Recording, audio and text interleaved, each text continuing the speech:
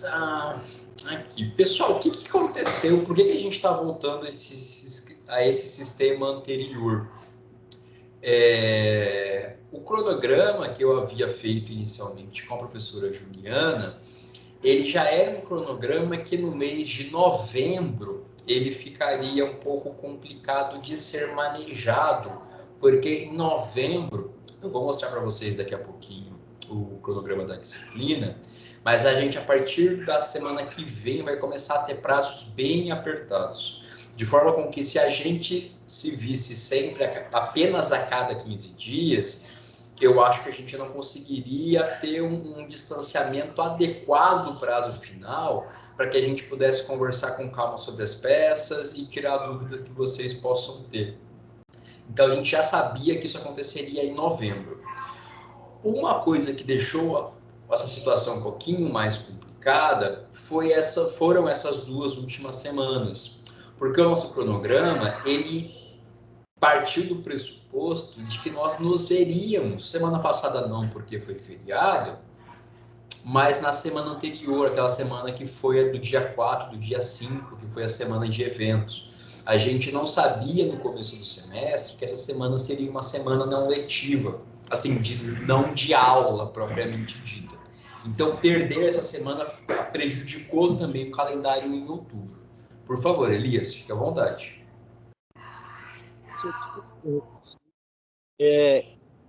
Desculpa interromper, mas é assim, Imagina. eu falei com a professora Isa, o que acontece? Pelo que o senhor mandou hoje, é que a gente ia falar sobre a sessão 4, correto? Certo. Da peça, só que o que acontece, a sessão 3 do AVA, a sessão peça 3 do AVA, ela vai ser liberada só Só amanhã. amanhã. Uhum. Então, seria possível o senhor dar uma recapitulação na sessão 3, para depois prosseguir da sessão 4, para a gente poder ter um feedback, como fazer? Claro, sem problema nenhum, sem problema nenhum. E a disciplina é um pouquinho esquisita, pessoal, nesse aspecto, porque a gente trabalhou até agora, e até a aula de hoje, a gente está trabalhando de maneira que a gente está bem adiantado. Situações que nós vimos já só vamos permitir que vocês enviem amanhã no AVA. Só que isso vai mudar rapidamente. Nos próximos dias, vocês vão ver já que vai ficar tudo bem corrido, porque a gente vai ter prazos que semanalmente vão se esgotar para a entrega das peças. Então, eu queria só justificar para vocês o porquê foi necessário fazer essa alteração da divisão das aulas, que estava, acho, interessante, assim, não tive feedback negativo de ninguém, e para mim eu sentia que a aula estava rendendo, até por ter mais tempo de aula. Hoje eu tenho só 1 hora com vocês e passa voando, mas foi necessário adequar a divisão em razão do calendário da própria disciplina e especialmente em razão da ausência de aula nas 2 últimas semanas. Quem parar para ver o calendário que eu disponibilizei para vocês, vai ver que ele constava uma aula da professora Juliana, por exemplo, semana retrasada, mas não foi uma semana com aulas regulares. Então, feito esse esclarecimento, e já que o nosso tempo é curto e ele está correndo, pessoal, eu vou aproveitar a sugestão do Elias para a gente relembrar como foi a peça passada. Mas antes disso, eu vou só jogar para vocês aqui, para vocês entenderem melhor o que eu estou falando.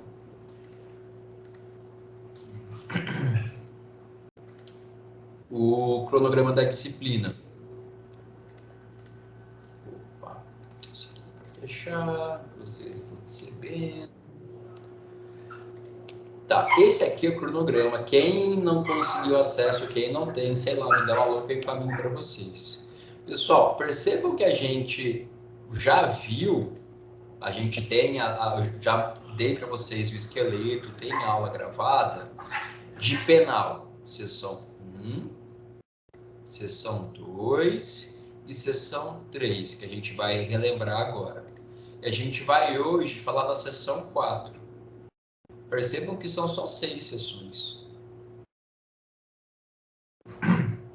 Só que a gente trabalhou data final, ó, hoje, e quem não fez isso ainda, pelo amor de Deus, faça assim que a aula acabar. Hoje encerra o prazo para vocês encaminharem em sessão 1 e sessão 2. E foram as duas primeiras peças que a gente viu. Professor, mas eu não lembro. Professor, mas eu não sei. Calma, vai lá nas aulas gravadas, estão disponíveis lá no YouTube. Peçam o link do canal para os colegas, caso vocês tenham necessidade. Está tudo lá. Pode falar, Elis. Então, professor, é assim, é que eu falo, eu sempre falo para os meus colegas de turma, né?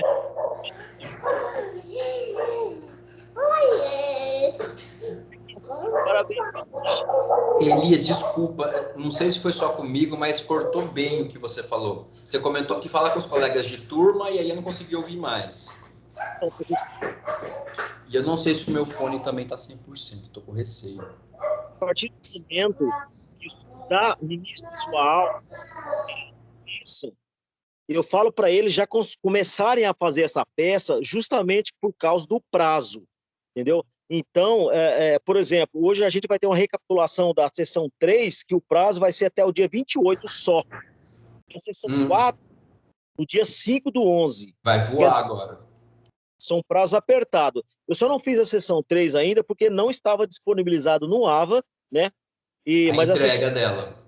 Exatamente. Eu já entreguei a sessão 1 e 2, já veio até as notas, o feedback da tutora, já veio tudo, tá tudo normal. A sessão 3, estou aguardando, porque não estava liberado no AVA, porque eu assisto suas aulas a respeito da peça e faço a peça através do AVA também. Entendeu? Aí eu envio para o senhor dar um feedback, como aconteceu da última vez, que o senhor deu um feedback para mim, e eu reenviei novamente do portal e consegui a nota máxima, como o senhor tinha falado a respeito da sessão 2, né? Coisa boa.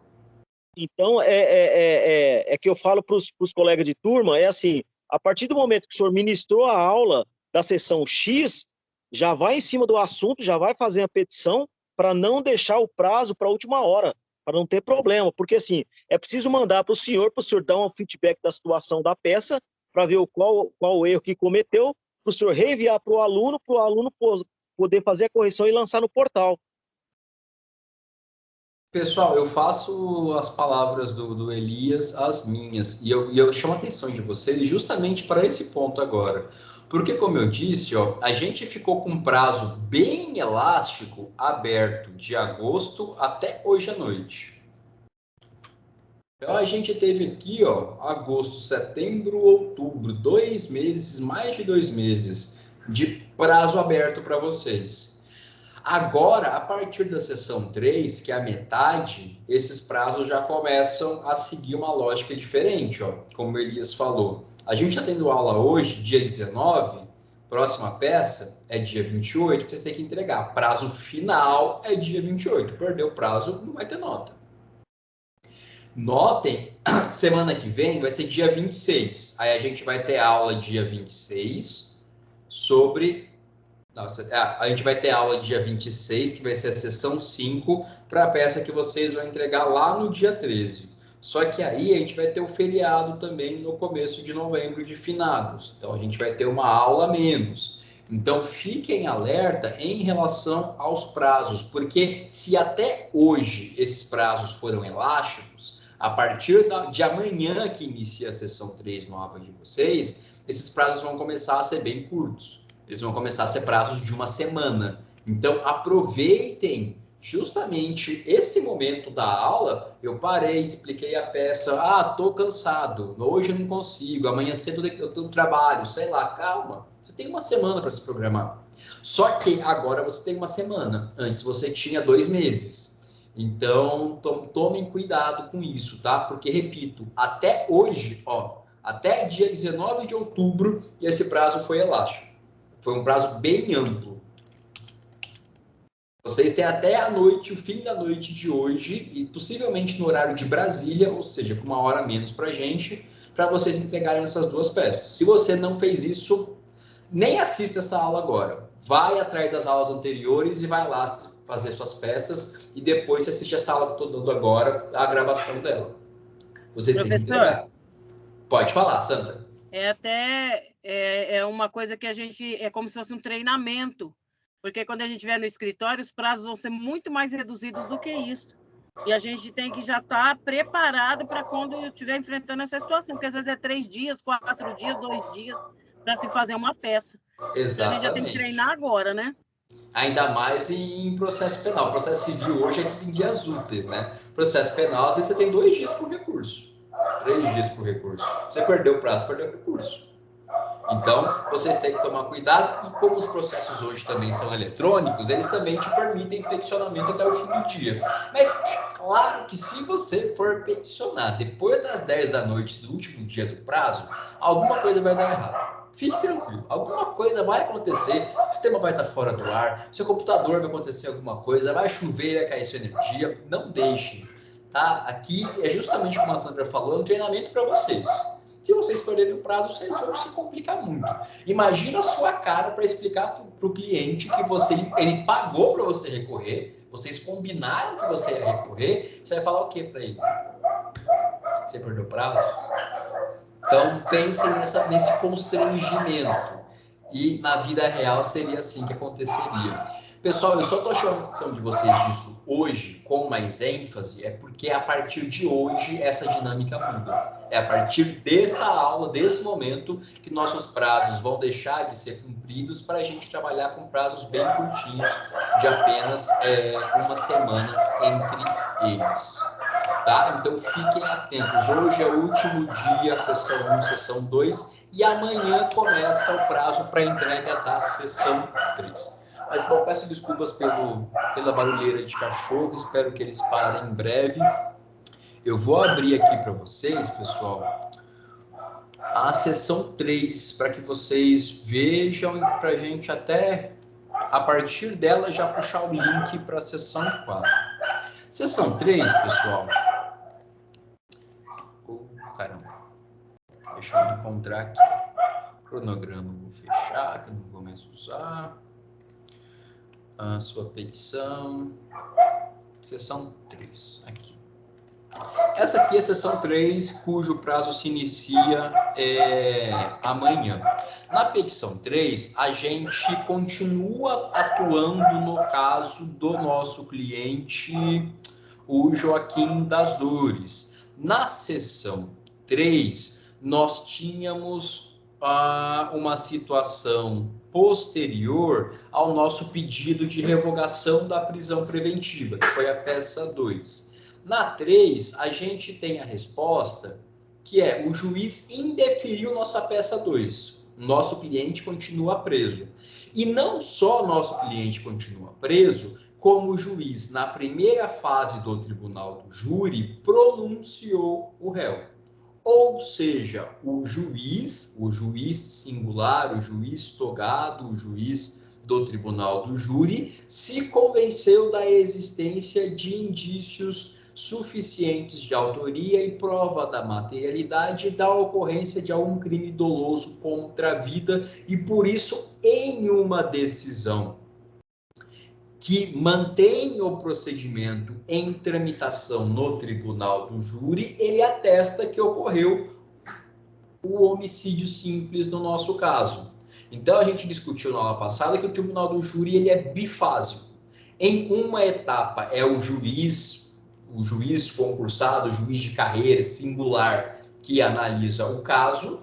E uma vez, e existe já uma instrução, existe a colheita de provas, e uma vez que esse juiz se convence da prática ou de que existem elementos mínimos da prática de um crime doloso contra a vida, ele pronuncia o réu. E a partir disso se instaura a competência do tribunal do júri, do conselho de sentença. A partir disso vai haver nova instrução, agora no plenário do júri, agora o que vocês estão habituados a assistir no jornal, nos filmes e etc. E a partir disso vai haver o julgamento. Nessa fase processual da etapa 3, a gente tem justamente a situação em que o juiz acabou de pronunciar o nosso cliente. O juiz poderia ter impronunciado ele, O juiz poderia ter absolvido ele sumariamente, que era o que a gente queria também, ou o juiz também poderia ter desclassificado o crime, entendido que haveria outro crime ali. O juiz, no entanto, à vista de todos os elementos de prova, se convenceu de que sim, havia elementos suficientes para que o nosso cliente fosse julgado pelo conselho de sentença, pelo tribunal do júri. E contra a decisão de pronúncia do réu, vocês já estudaram isso comigo no assunto de recursos, vocês sabem que cabe um recurso específico, que é o rese, que é o recurso em sentido estrito. Por que que contra a decisão de pronúncia cabe rese? Porque o rese, pessoal, ele é processado de maneira paralela à ação principal. O rese, para quem tem mais facilidade de entender dessa forma, ele é como se fosse o agravo de instrumento do processo civil. Então, quando eu tenho um rese, que ele é autuado por instrumento também, ele forma um caderninho diferente. Se fosse um processo físico, a gente teria a situação, ó, esse aqui é a minha ação penal e eu vou interpor um rese. Eu teria um outro caderninho. Esse caderninho, ou os autos da ação penal, ficam no tribunal do júri. Os autos do rese, que são outros, vão para o tribunal julgar. Por quê? Porque a minha ação penal continua tramitando. Diferente é a situação quando ocorre a impronúncia. Quando o juiz, em vez de falar há crime doloso contra a vida, o juiz faz o oposto. E ele diz, não há crime doloso contra a vida, não há justa causa para se continuar o procedimento. Aí o juiz mata o procedimento do tribunal do júri. Se o juiz, por meio de uma decisão terminativa, coloca fim no procedimento, qual recurso caberia? Apelação. Na apelação, eu não tenho autuação em apartado. Na apelação, a minha apelação seria só mais uma das folhas que ia entrar aqui no meio. E aí, todo o meu processo ia subir para o tribunal. Só que, como a gente está na fase do tribunal do júri e a decisão do juiz faz com que o processo continue tramitando, a gente vai interpor um rese. Porque o nosso rese vai ser processado e vai subir para o tribunal sem prejuízo do andamento da ação penal originária. Expliquei isso para vocês algumas vezes quando a gente falou dessa diferenciação entre esses dois recursos na dinâmica do tribunal do júri, mas isso lá no nosso semestre passado. Então, a gente aqui está diante de uma decisão de pronúncia e, portanto, nós vamos interpor um recurso em sentido estrito. Sob qual fundamento? Sejam felizes e copiem o que está no Faça a Sua Petição, ou se inspirem, pessoal, no que eu mandei para vocês também. Esse arquivo aqui, ele é muito válido para vocês e muito legal. Quem não tem, quem perdeu, sei lá, me dá um alô, que eu encaminho para vocês, eu encaminhei nossa última aula. Esse aqui, ó, é o checklist que o tutor ou a tutora de vocês vai utilizar para apreciar a peça. Então, opa, é um rese, com base no 581, inciso 3, 4, sei lá. Já vou abrir para vocês. Aí você vai ajuizar interpor duas peças. Uma peça que é a peça de interposição e a outra peça que são as razões recursais. Nós fizemos essa peça em conjunto. Fundamentação legal. Deem uma olhadinha no que está sendo indicado aqui. Mencione os artigos que estão aqui. Leia os artigos. Escrevam de maneira com que esses artigos tenham relação com o que vocês estão fundamentando. E a gente vai requerer a revogação da preventiva, mais uma vez, ou sua substituição por cautelar diversa, além da reforma da decisão de impronúncia do réu. aqui está destacado, e a gente destacou isso durante a aula, que é pedir a retratação do juiz. Por quê? Porque o rese, pessoal, é um daqueles recursos que tem o que a gente chama de efeito regressivo. O que isso quer dizer? Que é um recurso que, quando interposto, ele, em vez de encaminhar a matéria diretamente para o tribunal, quando você interpõe o rese, a matéria volta para o juiz, para que o juiz reaprecie a decisão, reveja a decisão, agora à luz dos seus argumentos, das suas razões recursais. Então, o juiz, quando você interpõe um rese, o juiz pode voltar atrás. O juiz pode falar, olha, realmente, você está certo, eu estou errado. Reveja a decisão. Isso pode acontecer. E a sua vida fica muito mais fácil se isso aconteça. Se eu já vi isso acontecer alguma vez na vida? Nunca. O que é muito comum, o juiz só vai despachar. Mantenha a decisão recorrida por seus próprios fundamentos. Intime-se a parte contrária para apresentar contrarrazões no prazo legal. Com as contrarrazões ou sem elas, encaminhe-se ao tribunal. Ponto. Isso que o juiz vai fazer. No entanto, existe essa possibilidade. E, no entanto, é importante que vocês, quando vão manejar um rese, quando vão se valer do recurso de distrito, façam um pedido de reconsideração, porque a tramitação, o andamento do rese, ele pensa nessa existência do efeito regressivo. Então, com isso em mente, esse é o esqueletinho que nós fizemos na aula passada. Percebam que são duas peças.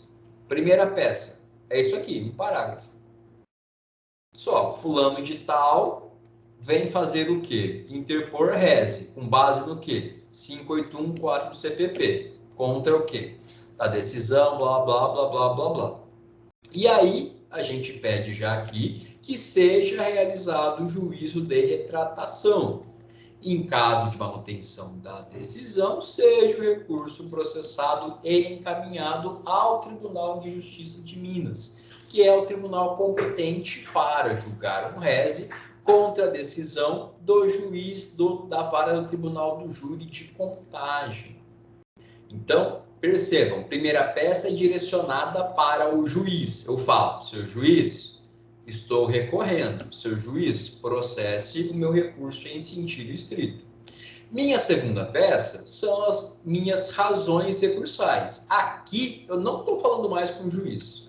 Aqui, eu esqueço que o juiz existe, tá? Aqui eu vou falar com os desembargadores do TJ de Minas, vou falar em especial com o desembargador que vai ser o relator, que vai ser aquele que de maneira principal vai apreciar meu caso, e também vou falar com a galera do Ministério Público em segunda instância. O Ministério Público Estadual em segunda instância são os procuradores de justiça, que trabalham, que atuam na PGJ, que é a Procuradoria Geral de Justiça, que não tem nada a ver com Procuradoria Geral do Estado, tá? São nomes parecidos, mas são diferentes. PGJ é Ministério Público, Procuradoria do Estado é Advocacia Pública.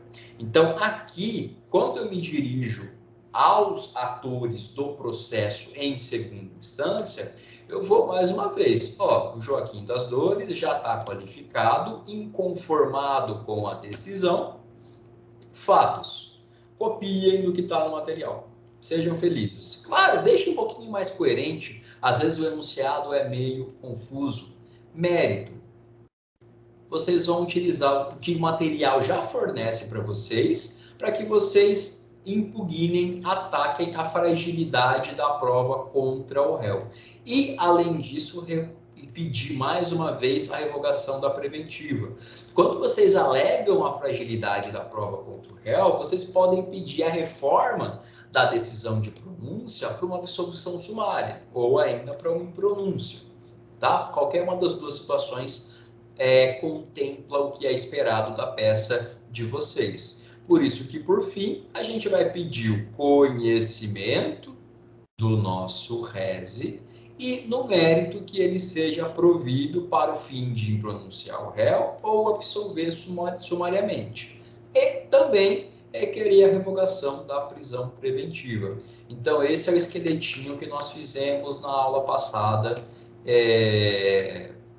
em relação à seção 3. A seção 3, que é a mesma ação na qual nós trabalhamos de maneira fictícia desde o começo do semestre e que, nesse momento, estava na fase de pronúncia do réu. Pode falar, Elias, por favor. Professor, final de semana eu vou fazer a sessão 3 e 4. Eu posso enviar para o senhor as duas sessões, para o senhor fazer a correção e enviar para mim novamente?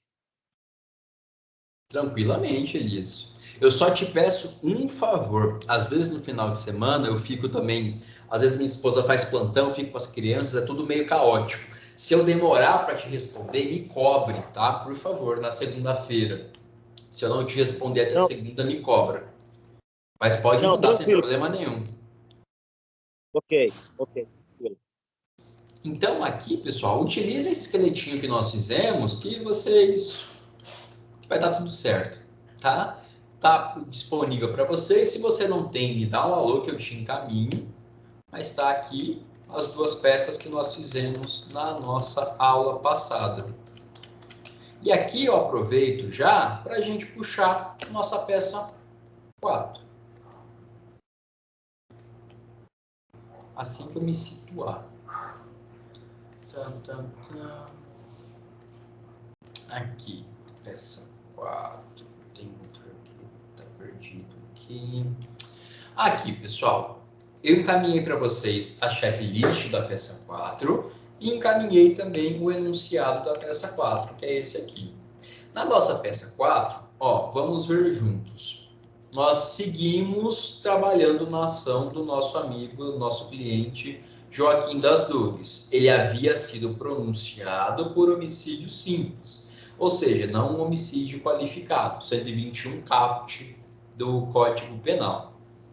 Em sua defesa, nós ajuizamos estar errado, nós interpusemos um rese. Você ajuiza a ação, você não ajuiza recurso. Isso aqui está equivocado, vamos corrigir. Nós interpusemos um recurso em sentido estrito, para que o magistrado se retratasse ou que ela fosse reformada pelo TJ de Minas. E também pedimos a soltura do nosso cliente. Beleza. Ou seja, a seção 4 está contando para a gente tudo que nós fizemos na 3 e já diz aqui para a gente que, deu tudo errado. O juiz não se retratou e o tribunal negou provimento ao nosso rese. Mas a gente fez nossa parte. Nós interpusemos o nosso rese.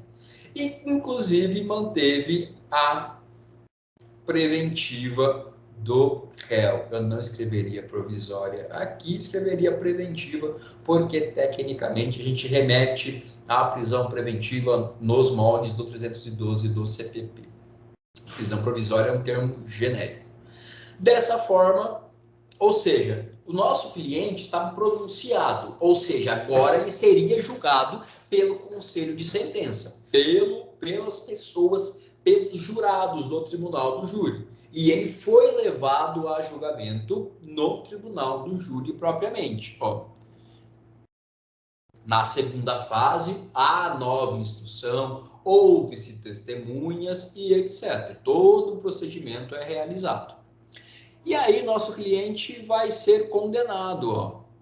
Nossa, deu tudo errado mesmo. A gente está se esforçando faz 2 meses e deu tudo errado, mas beleza. Ele foi condenado por homicídio simples e ele tomou a pena de 6 anos no semiaberto.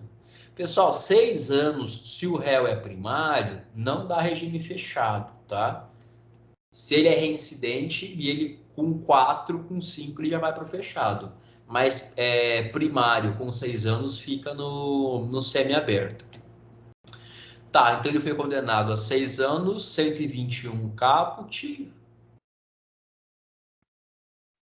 Acredito que sim, porque aqui não fala mais nada. Ele tinha sido pronunciado no caput do 121. Tá, ele está no semiaberto. Não houve recurso. Logo, houve trânsito em julgado. E o nosso cliente está na execução penal de contagem. Então, ele já está cumprindo pena.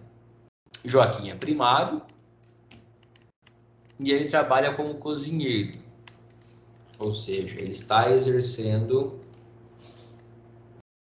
atividade laboral no presídio, lá no regime semiaberto.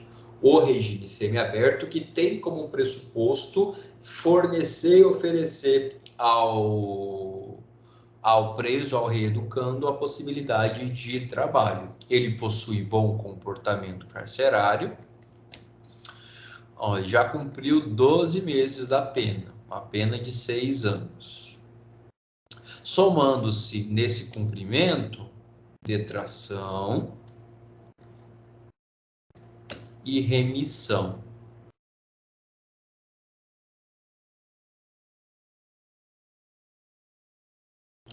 Tá, pessoal, isso aqui é legal para que vocês façam uma revisão. Eu já dei esses conteúdos em direito penal, lá para o pessoal do terceiro semestre. Então, talvez vocês tenham visto esse assunto em algum momento pela ementa de vocês, pela estruturação do curso de vocês. Eu acredito que tenha sido mais no começo do curso. Porque é até legal a forma com que é feita a divisão, porque vocês veem teoria geral do crime, que geralmente é uma parte muito importante, mais acentuada na ênfase no direito penal, na parte geral de direito penal, antes de vocês começarem os crimes em espécie, mas depois de teoria geral do crime, lá no próprio Código Penal, na própria parte geral do Código Penal, tem a teoria geral da pena. E lá a gente já estuda alguns assuntos que envolvem a própria execução penal, embora a execução seja um procedimento que só se fará presente ao fim da ação penal de conhecimento. E na sistemática da execução penal, alguns institutos surgem. A detração, por exemplo, é o instituto que permite com que o preso provisório, seja o da preventiva, seja o da temporária, tenha descontado no seu tempo de pena o período em que ele já ficou preso de maneira preventiva ou de maneira temporária. Ou seja, se eu tenho uma pena de 6 anos para cumprir, mas eu estou há 2 já preso preventivamente, eu vou abater esses 2 anos do meu total de pena. Isso é detração, é um raciocínio bastante simples. A pessoa que foi presa antes do trânsito em julgado, ela tem o direito de abater da pena dela os dias em que ela teve a liberdade dela privada pelo cumprimento de prisão. E outro instituto é a remissão, com C cedilha. Essa remissão diz respeito a atividades que o reeducando exerce durante o cumprimento da pena, que permitem com que ele também abata dias. Por exemplo, nos termos da Lei de Execução Penal, na LEP, a cada 3 dias de trabalho, ele pode descontar 1 de pena. Então, se eu estou trabalhando, enquanto eu estou cumprindo minha pena, e seja no regime no fechado, seja aqui no nosso exemplo, no semiaberto, por exemplo, eu tenho o direito de a cada 3 dias que eu trabalhar, eu descontar 1 da minha pena. A mesma coisa vale para o estudo. O preso que estuda às 12 horas...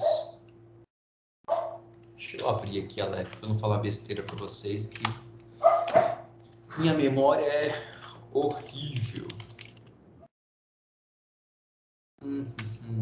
Da remissão. 126 da LEP. Ó, primeiro não falei besteira. Você pode remir 1 dia de pena para cada 3 dias trabalhado. E você pode remir 1 dia de pena a cada 12 horas de estudo. Seja ensino fundamental, médio, profissionalizante, superior, qualquer que seja. desde que essas 12 horas sejam divididas em 3 dias, ou seja, 4 horas no máximo de estudo por dia. Você não pode falar que você trabalhou 12 horas em um dia e remir um dia por um dia. Isso não acontece. Mas, então, a remissão é outro instituto próprio da fase de execução da pena. Mas está legal aqui no material, que eu sei, para ajudar vocês a revisar, olha só, o material, esse mesmo sua petição, ó, ele traz aqui alguns conceitos de execução penal.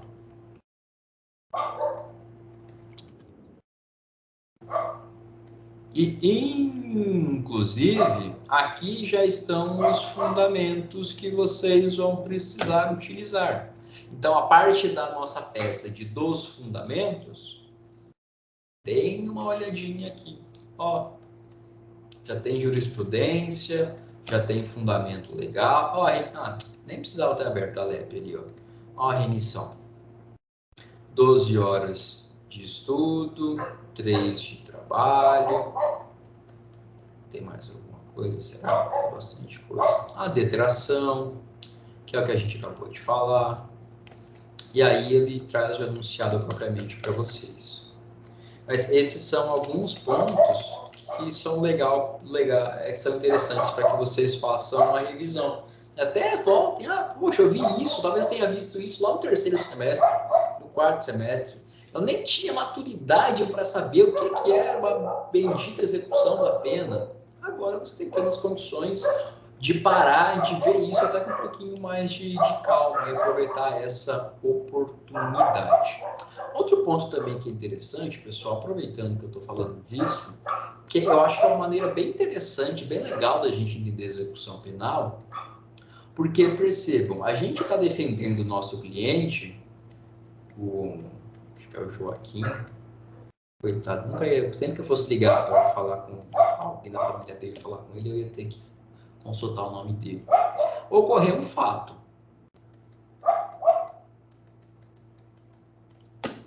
Depois desse fato, surge a ação penal. A denúncia, recebimento da denúncia, resposta à acusação, instrução, etc., até a gente chegar na decisão. Quando ocorre uma decisão condenatória, a gente vai ter um outro momento, o momento de executar a pena que foi imposta. Então, se o nosso cliente sofreu uma reprimenda de pena privativa de liberdade de 6 anos em regime semi-aberto, vai ser instaurado um novo procedimento em outro juízo que vai acompanhar os desdobramentos e o cumprimento dessa pena. Mas olhem que comparação interessante. A ação penal, pessoal, ela se volta para o passado. Porque a ação penal, ela sempre vai tentar reconstruir aquele fato típico antijurídico e culpável que é imputado pelo Ministério Público ao réu. Então, toda a lógica da ação penal, todos os meios de instrução processual, eles querem fazer o quê? Reviver aquele dia. Eles querem pegar o momento em que aquele ato tido como um crime aconteceu, querem reconstruir. Para que, a partir da certeza ou de um padrão mínimo de decisão, acima da dúvida razoável, você possa condenar a pessoa. Então, notem que a ação penal, ela sempre se volta para o passado, ela sempre volta os olhos dela para aquele dia, para aquele momento do fato que é imputado. Aqui na execução penal, a gente tem uma lógica bem diferente.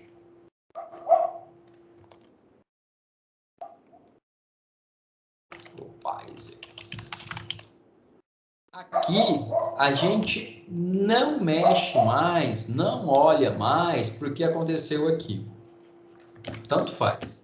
Aqui nós temos uma condenação com trânsito em julgado que tem que ser cumprida. E a partir disso, nós vamos olhar para o futuro. A execução da pena começa aqui hoje e só vai acabar daqui a 4, 5, 6 anos no futuro. Então, a execução da pena, ela sempre vai ter uma perspectiva de acompanhar o presente e o futuro dessa situação, do cumprimento da pena que foi imposta. E cumprimento com execução definitiva apenas após o trânsito em julgado. Como eu disse para vocês também, aqui a ação penal, ela vai ser julgada no caso de um homicídio, sempre vai ter competência o tribunal do júri. Mas quando eu vou para a execução penal, eu tenho uma vara, eu tenho um juiz que só vai trabalhar com isso, que são as varas de execução penal. Aqui no TJ, eu acho que elas são chamadas de VEPs, ou equivalentes. Mas são as varas de execução, porque apenas o juiz da execução tem competência para analisar como vai se dar esse cumprimento da pena. Então, as questões que vão envolver remissão da pena, progressão, regressão de regime, tudo isso vai ser objeto de decisão do juiz da execução. A gente esquece isso aqui.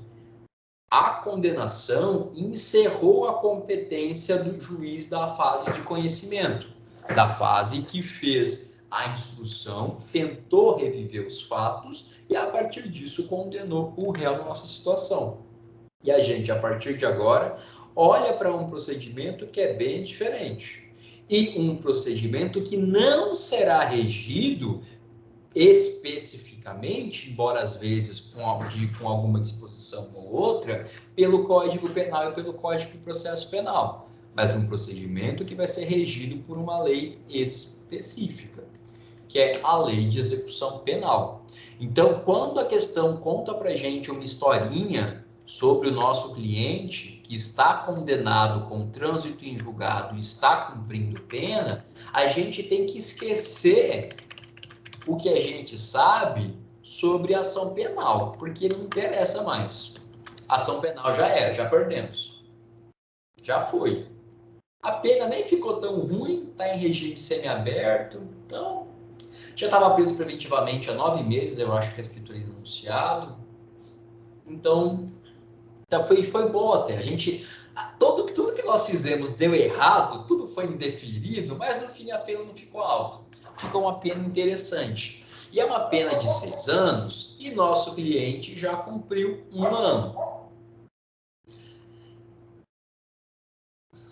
Essa parte é complicada porque nós não sabemos, em regra, fazer conta. Porque a maioria de nós, pelo menos, vai para o direito, vai para as ciências humanas de maneira geral, porque a gente não gosta muito dessa parte.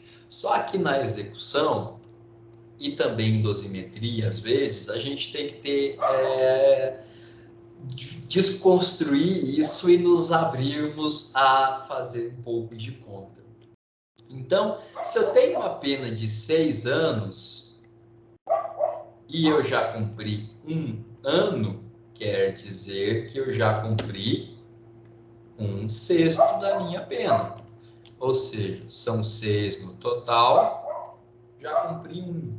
E aqui o enunciado foi bem legal, porque ele deixou 6 anos redondinho. A gente nem vai precisar fazer muita conta. Na verdade, é só essa conta. É que na vida real, pessoal, nunca vai ser 6 anos, tá? Vai ser tipo 7 anos, 3 meses e 5 dias. Aí você tem que calcular 1/6 disso, 2/3 disso. Existem, o próprio CNJ providencia para a gente calculadoras gratuitas, tá? Então, fiquem tranquilos. A questão tá fácil. A OAB também não sacanearia vocês inventando, colocando que houve uma condenação em 15 anos, 10 meses e 3 dias. Mais pena de multa de tantos dias multa à razão de 1/30 do salário mínimo. Não, isso não acontece. Mas aqui, percebam, a gente tem nosso cliente que está no processo de execução e ele está caminhando aqui, ó, rumo à extinção da pena, rumo ao cumprimento da pena. No dia, pessoal, que a pena é totalmente cumprida, o juiz da execução profere uma decisão de extinção da punibilidade do agente pelo cumprimento da pena. Então, nosso cliente, o que a gente quer que o nosso cliente faça? Chegar nesse belo dia, aqui no fim da execução. E nosso cliente vem caminhando. Nosso cliente já cumpriu 1/6 da pena dele. E ele também apresenta bom comportamento carcerário. Isso quer dizer que o nosso cliente está apto para progressão de regime? Ou seja, sair do semiaberto para ir para o aberto? Pessoal, antes do pacote anticrime, que é a Lei 13.964 de 2019, ele até poderia fazer jus. Só que em 19, isso foi no fim de 19, salvo engano, houve uma série de alterações na própria LEP em decorrência do pacote anticrime.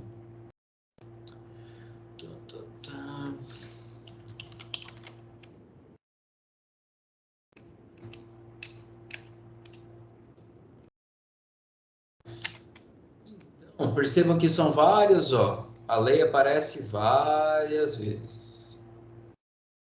E aqui no 112, que eu confundi com 122, ó, percebam como era curtinho o 112 da LEP antes da lei do pacote anticrime. Então, ele falava da progressão e falava, ó, que era possível a remissão quando cumprido 1/6 da pena e o reeducando tem bom comportamento. O que eu penso analisando a situação do enunciado? Que essa questão foi feita antes do pacote anticrime e que era esperado de vocês que vocês pedissem a progressão do regime do nosso cliente. Só que esse material, ainda bem, foi atualizado. Ó, até aqui no checklist, ó, que é o que vai ser cobrado de vocês, tá aqui, ó. Foi incluído. Não é possível pedir progressão. A LEP foi alterada pelo pacote anticrime. Então, aqui, percebam que se antes era 1/6, e para crimes hediondos a gente tinha a progressão maior, era mais difícil de você progredir. Agora, olha o tanto de coisa que tem. 16%, 20%, 25%, 30%, 40% ou 50% da pena. Também 60% e 70%.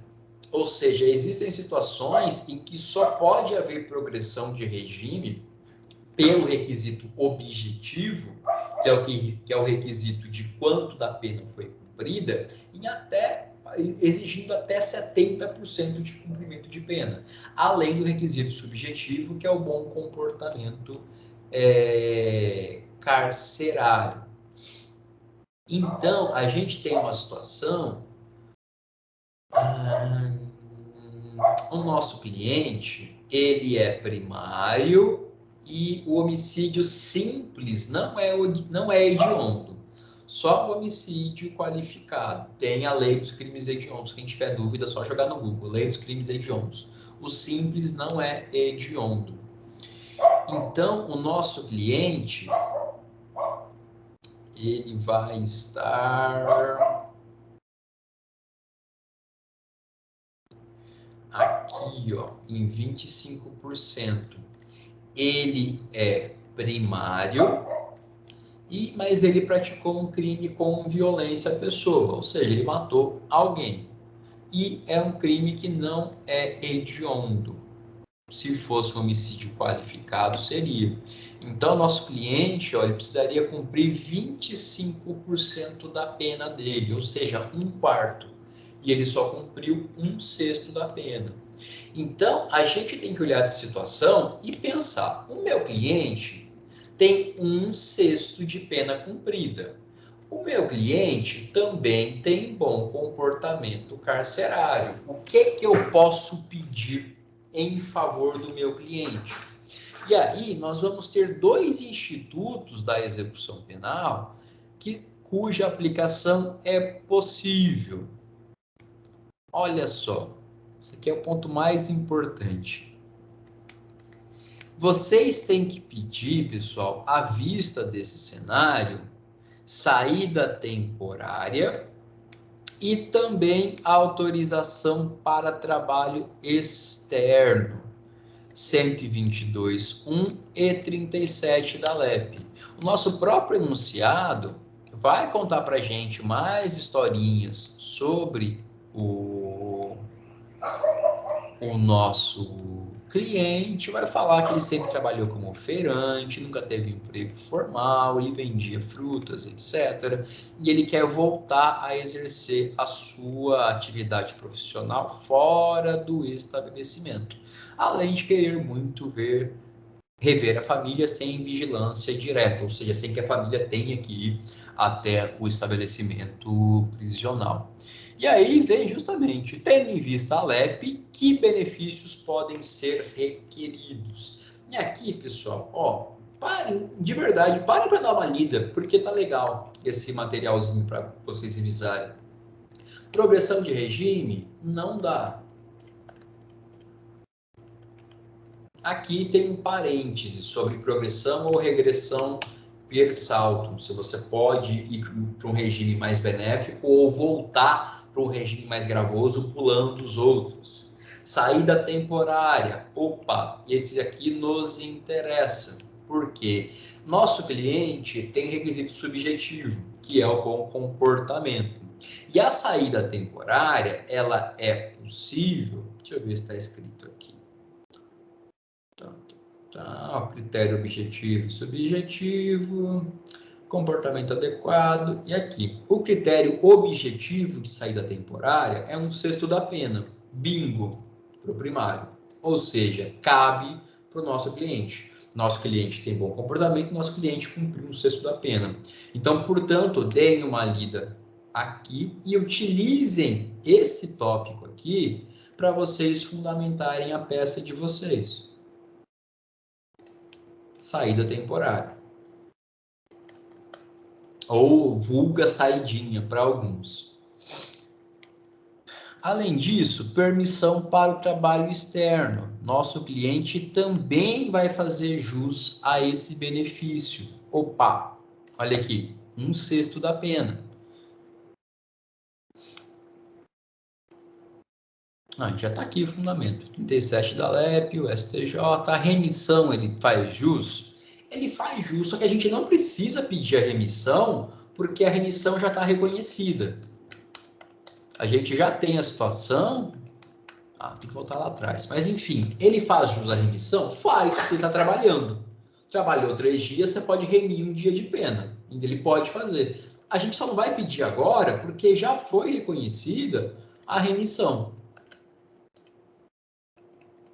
Outro ponto, outro instituto que vai aparecer, detração. Ele faz jus à detração? Faz, porque ele foi preso antes do trânsito em julgado, e por isso eu posso abater da pena dele o quanto de dias, o quanto de pena ele já cumpriu de maneira preventiva. Faz jus? Faz jus. Vou pedir? Não vou pedir, porque isso aqui já foi aplicado em benefício dele, mas ele faz jus. Então, percebam, o material de vocês, ele fala de 5 institutos da execução penal. Primeiro, progressão. Faz jus? Não. Depois das modificações do pacote anticrime, não faz jus. Mas, repito, eu tenho a impressão de que esse material foi feito quando seria possível pedir a progressão de regime, para ele sair do semi-aberto e ir para o aberto. No entanto, não se aplica, vocês não vão pedir progressão de regime. Outro instituto, saída temporária, faz jus? Faz jus. Vocês vão pedir saída temporária com base no 122 da Lei de Execuções Penais. Terceiro instituto, permissão para o trabalho externo. Faz jus? Faz jus e vocês vão pedir, porque ele também tem esse interesse e preenche os requisitos, o subjetivo e o objetivo, tanto da saída quanto da permissão para trabalho externo, é de apenas 1/6 de cumprimento da pena. Quarto instituto, remissão. Faz jus? Faz jus. Vou pedir? Não, não vou pedir porque já foi concedida. E último instituto, detração. Faz jus? Sim. Vou pedir? Não, não vou pedir porque também já foi concedida. Então, e aí vem, tá, blá, blá, blá, blá, blá, blá, blá, blá, blá, blá.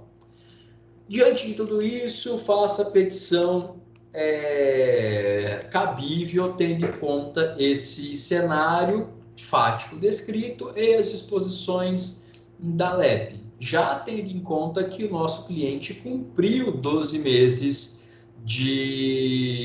da pena.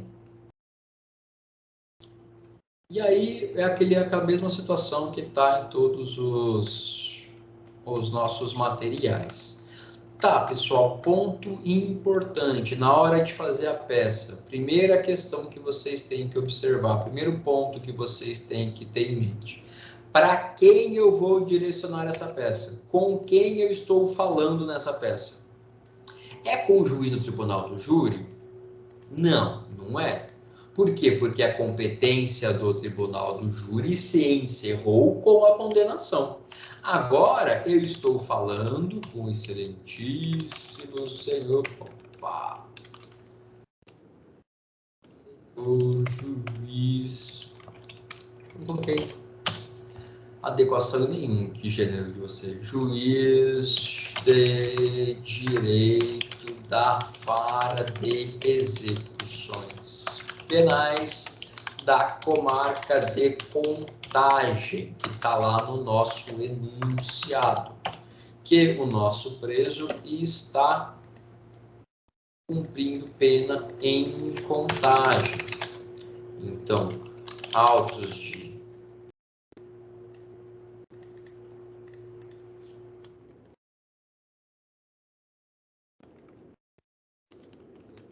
número tal, como que ele chama? Joaquim das Couves. Deixa eu voltar lá no começo. Joaquim das Dores. Das Couves foi o que morreu, então. Imagina só, peticione e coloca o nome da vítima. Joaquim das Dores. Então, nosso cliente, Joaquim das Dores, qualificado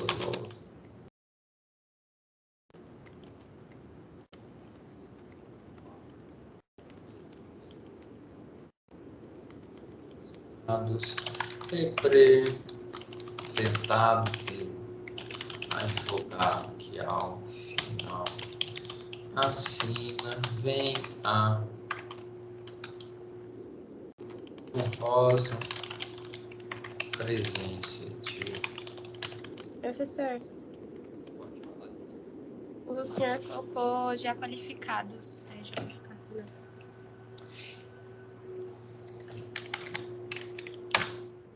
Pessoal, erro de digitação, ou você ficou com dúvida sobre se coloca ou não aqui, já qualificado? Não, só erro de digitação. Mas muito obrigado. Eu sou terrível, eu sempre erro essas coisas. Em Vossa Excelência, requerer a concessão dos benefícios de saída temporária no artigo 122.1 da LEP,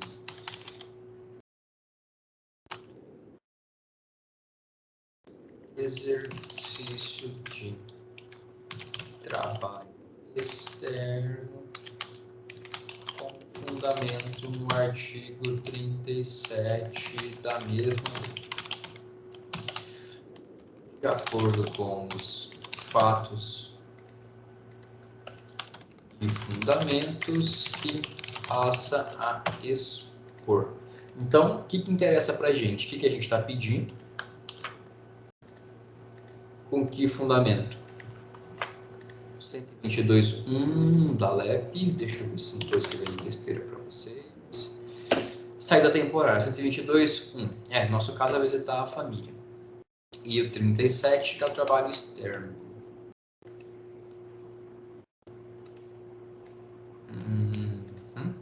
Então, tá certo. Posso ficar despreocupado.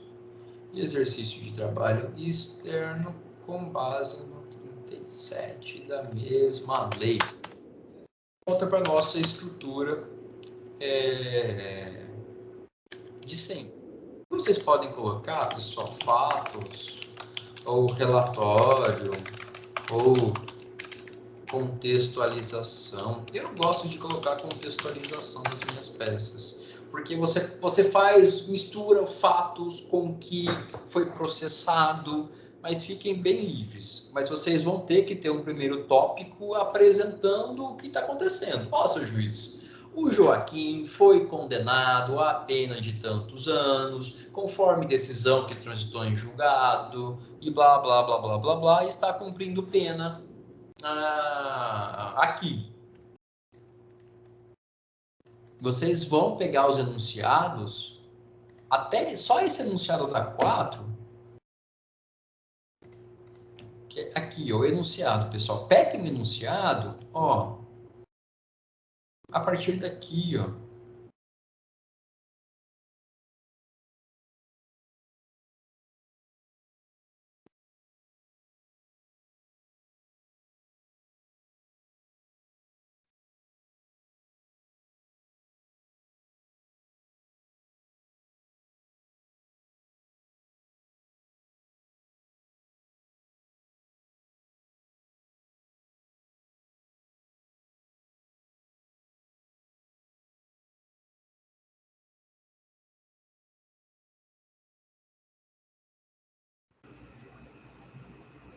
Travou, professor?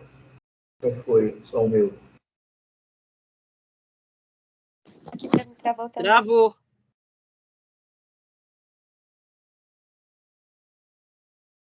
Tudo travado.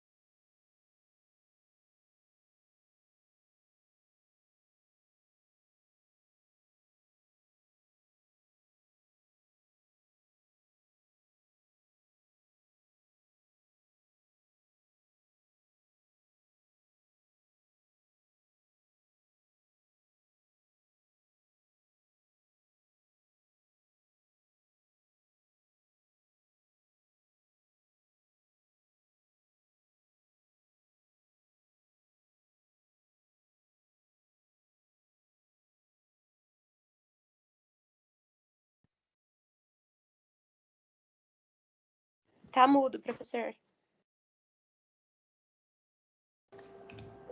Ufa, peço desculpas, pessoal, se conseguem me ver, me ouvir, agora que não está mais no mudo. Sim, agora sim.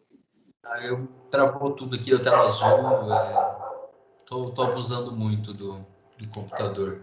Pessoal, mas de todo modo, coisa bem rápida para a gente terminar. Eu quero só terminar com vocês esse esqueletinho da peça, então. Inclusive, também já disponibilizo para vocês, para que vocês tenham uma referência. Então, eu estava com o PDF aberto. Aqui, coloquem, eu acho que o padrão usado é fatos, né? Então,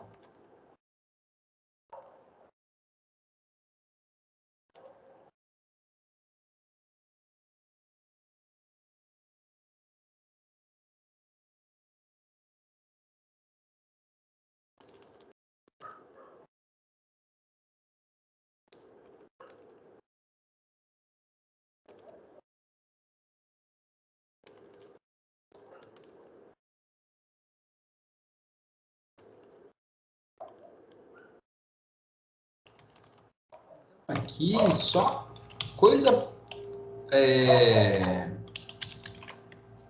coisa rápida, apenas 2 parágrafos, eu acho. Tá? Contem o que aconteceu. Ele está condenado, foi condenado a pena edital, está cumprindo pena, tem bom comportamento carcerário, já cumpriu tanto da pena. Peguem as informações que estão lá no próprio enunciado, dos fundamentos. Também utilizem o que está no PDF do material e fundamentem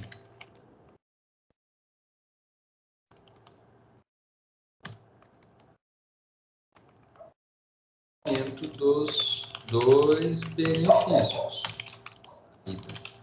temporária e exercício de trabalho externo.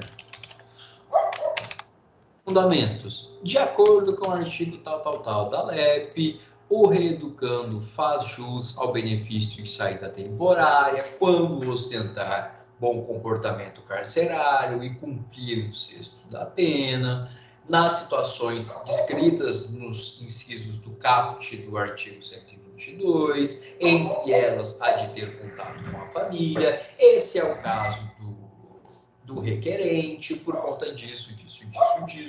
Nos fundamentos, faça uma junção do que o enunciado te deu de fatos com o que é aquilo que o dispositivo legal pede como requisito para ele ser aplicado.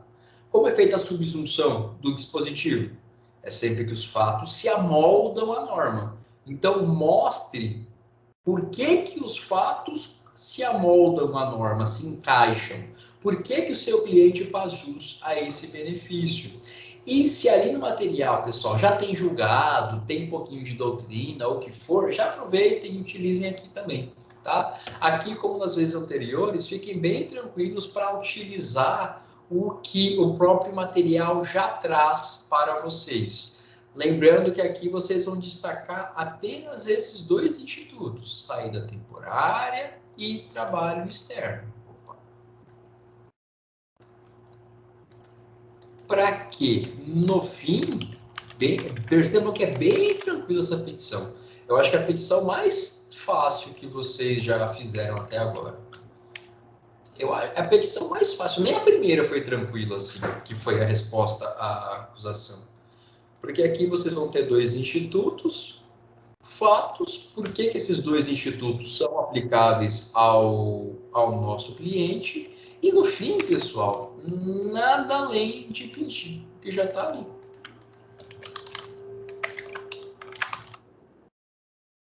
Exposto.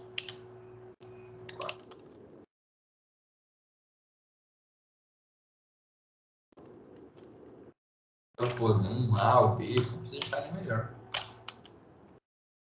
Esse seja concedido ao apenado benefícios de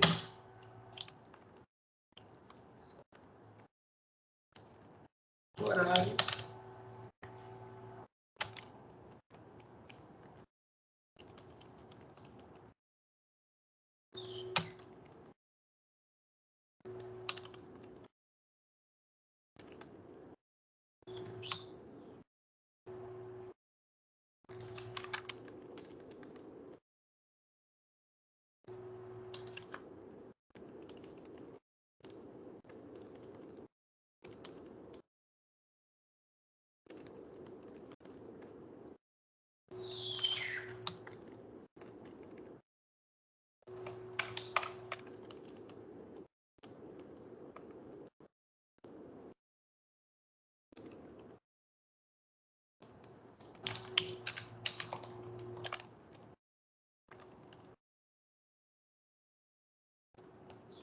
Só isso. Lembrando que, formalmente, o que vocês sempre têm que estar muito atentos, endereçamento. Aqui, muito possivelmente, se a gente não tivesse alertado, talvez alguns iam tentar fazer esses pedidos para o juiz da condenação. Não, é o juiz da execução. Quem veio? O Joaquim, representado pelo seu advogado, tal. Vocês podem memorizar essa estruturação para usar na peça que for. O que ele veio fazer? Requerer alguma coisa. Requer o quê? Com base em quê? Você fala de acordo com fatos e fundamentos que passa a expor. Fatos. Utilizem o enunciado. Fundamentos. Também. Utilizem material denunciado. Pedidos. No fim. Sem mistério nenhum. Você vai apenas ser redundante mesmo. Você vai apenas repetir o que você já disse lá no comecinho. E pronto. De verdade, eu acho que essa é a peça mais tranquila até agora. A mais sossegada. A grande diferença é a gente agora está num procedimento de execução penal. E talvez trabalhar com institutos de execução penal não seja um lugar em que muitos fiquem confortáveis, porque a gente vê pouco, é mais incomum ter esse tipo de contato, ter contato com esse tipo de conteúdo. Pode falar, Elias, por favor. Professor, são duas peças, né? Não, Elias, é uma peça só com 2 pedidos. Ah, perfeito, beleza. Pode fazer uma peça só e pede esses 2 benefícios para o cliente, uma só. Ok, tranquilo, ok. Só essa aqui. Pode usar esse esqueletinho, vou salvar aqui para vocês como estrutura.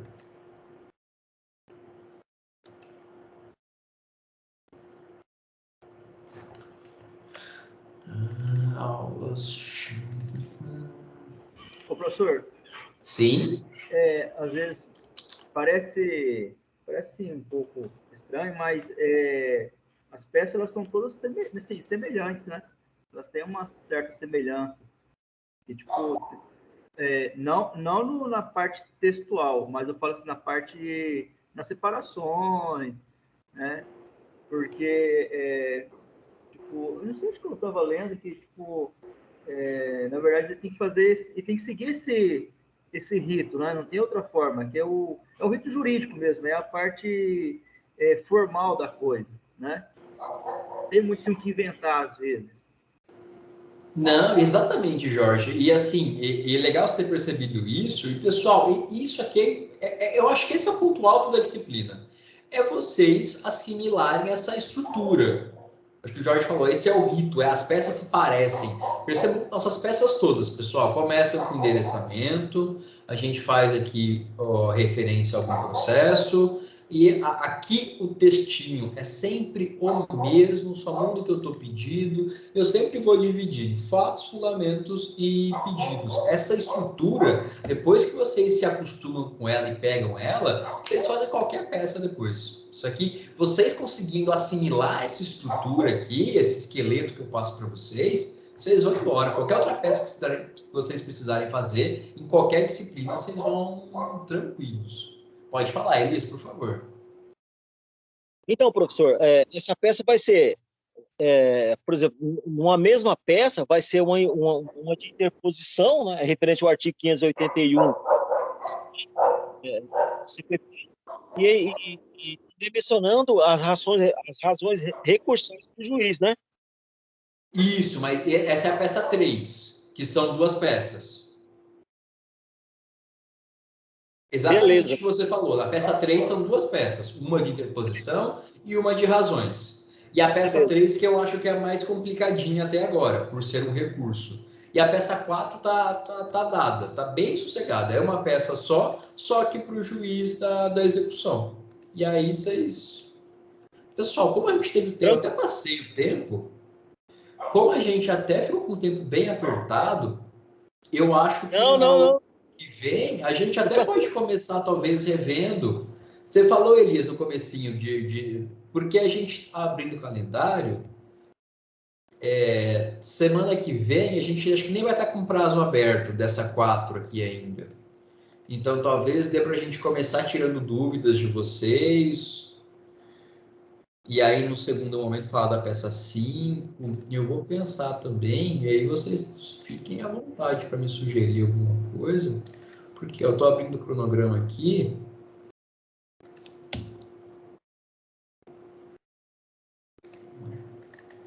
Professor, sim. O senhor dá uma aula tão bem dada que deixa poucas margens de dúvida, sabia? Bondade sua, Sandra, mas Não, obrigado. você é um professor muito claro na sua didática. Eu fico feliz, muito obrigado. Parabéns. O senhor é o Eu cara. agradeço, eu fico feliz, pessoal, com o carinho de vocês. Assim, o que eu acho também que pode ajudar é que as aulas estão gravadas. Então, se vocês, daqui a 2 semanas, sei lá, quiserem rever alguma coisa, vai estar ali no jeito. Mas eu vou pensar com calma depois, na melhor forma também da gente aproveitar essa 1 horinha só que nós temos para conversar.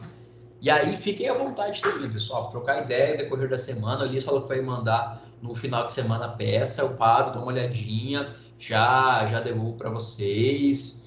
Então, contem comigo pro que precisar. Bom, pessoal, é isso. Muito obrigado pela... Pode falar, Elias, por favor. Então, professor, como eu falei para o senhor, amanhã eu vou começar a fazer a peça 3 e 4 e vou enviar para o senhor durante a semana. Assim, o senhor não precisa ter tempo para corrigir, só manda para mim o feedback se tiver alguma coisa que eu tenho que fazer ou não para poder rejuntar a peça, para depois eu enviar no portal. Mas pode ficar tranquila, essa semana ainda, antes de sexta-feira, eu já vou enviar as 2 peças para o senhor dar uma corrigida para mim, para eu poder lançar no portal. Eu só te peço, se eu esquecer ou demorar, me cobra, que às vezes eu me embanando. Mas fica à vontade para me mandar, Elias. Beleza, fechou. Gente, muito obrigado pela companhia. Desculpem a breve extrapolada no tempo, a minha pequena falha técnica. Foi um prazer estar com vocês mais uma vez. Nos vemos na semana que vem. Mas, precisando de mim também até lá, entre em contato comigo. A casa é de vocês, fiquem à vontade. Um forte abraço, uma ótima noite, um ótimo restinho de semana para todo mundo. Restinho não, restão. Terça-feira ainda. E até semana que vem, então. Um abraço. Um abraço. Obrigada, Obrigado, professor.